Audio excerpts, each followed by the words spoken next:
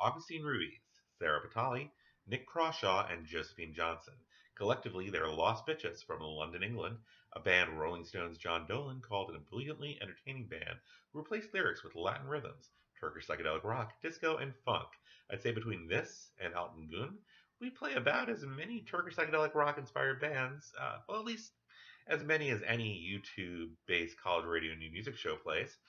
Before that, we heard In the Station, which is essentially the remnants of the legendary but far from prolific New Jersey band, The Wrens. The fourth album was supposed to be released in 2013 on Sub Pop, but got pushed back until just when it seemed it might finally be released in 2021, the band abruptly broke up.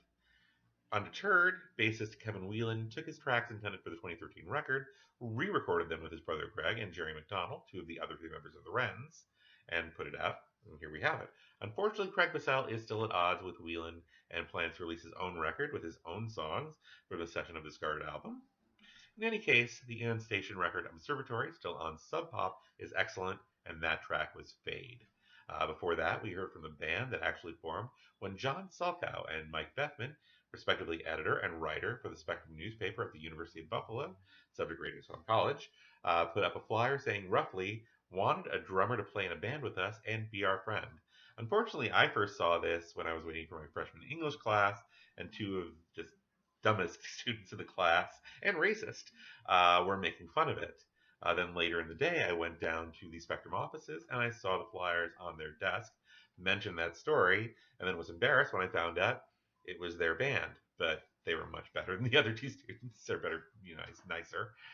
And in any case, the band would take its name from a 1933 film starring Marie Dressler and Walter Beery, Tugboat Annie, and would become a huge band in the Buffalo scene by the mid-90s. Off their second album, Wake Up and Disappear, that was Poster Boy.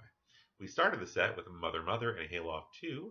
I'm Jason Thurston. This is 133 Minutes, a new music show that is part of Subject Radio, which itself is a part of Subject Media, a new home for podcasts, features, reviews, and radio. Owen Bryant will be taking over in a bit. This next set will include two new tracks from two S bands who got a ton of play on WRUV back in my day. We'll hear from the Chapel Hill, North Carolina band who launched one of the biggest indie labels of all time.